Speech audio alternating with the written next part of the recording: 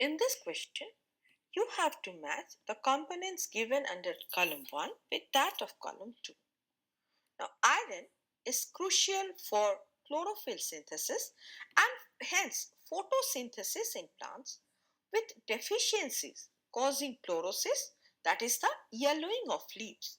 Thus, A matches with 3.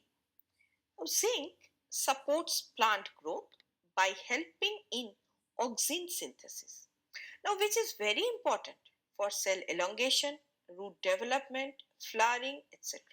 So, its deficiency leads to stunted growth and delayed flowering. Thus, B matches with 4. Now, boron is essential for reproductive processes like pollen germination and tube growth, as well as cell wall formation, carbohydrate metabolism. So, boron deficiency results in abnormal flower development and poor seed production, thus reducing crop yield.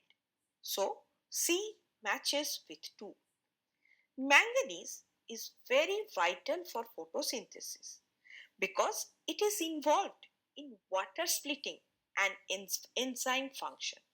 So its deficiency impairs photosynthesis, causing reduced growth, chlorosis, or necrosis of leaves. Thus, D matches with 1. Hence, the correct answer is option A.